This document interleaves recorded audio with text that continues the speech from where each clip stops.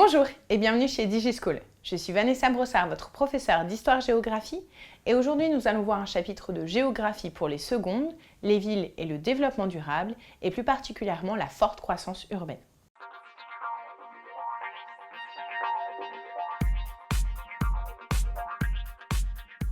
Pour commencer, nous allons voir quelques définitions. Première définition, urbanisation. C'est le développement du nombre de villes et du nombre d'habitants dans les villes. Deuxième définition, mégapole. Une mégapole est une métropole, c'est-à-dire une grande ville, qui a un pouvoir économique et financier très important. Ensuite, l'exode rural. L'exode rural est le déplacement des populations des campagnes vers les villes pour s'y installer.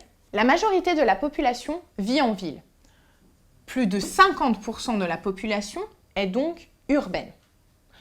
Il faut noter également que la majorité des mégapoles, donc c'est-à-dire des grandes métropoles, sont dans les pays en développement, c'est-à-dire principalement les pays du Sud. Enfin, on peut constater également que la transition urbaine est mondiale, c'est-à-dire que de plus en plus de populations quittent les campagnes pour rejoindre les villes. De nos jours, on dénombre 500 agglomérations de plus d'1 million d'habitants. On constate également l'extension des banlieues, puisque la population va quitter notamment le centre-ville pour acquérir de meilleures conditions de vie, avoir une maison, un jardin, plus d'espace. La croissance urbaine dans les pays riches a été planifiée depuis longtemps. Dès le 19e siècle, on prend en compte l'environnement en faisant notamment des espaces verts.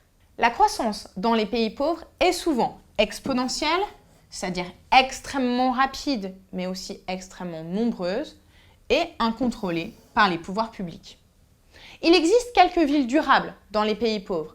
Cependant, ce sont souvent des opérations sans lendemain, assez spectaculaires pour faire parler, mais le développement des villes durables n'est pas assez grand dans les pays pauvres.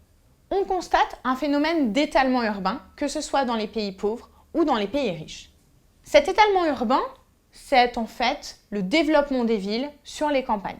Deuxième élément que l'on peut constater, c'est la fragmentation entre les zones d'habitation et les zones d'activité au sein même d'une ville. Et enfin, il existe de plus en plus les formes de ségrégation sociale. Notamment, dans les villes, on peut observer la naissance de quartiers résidentiels pour les populations riches, appelés notamment gated communities aux États-Unis.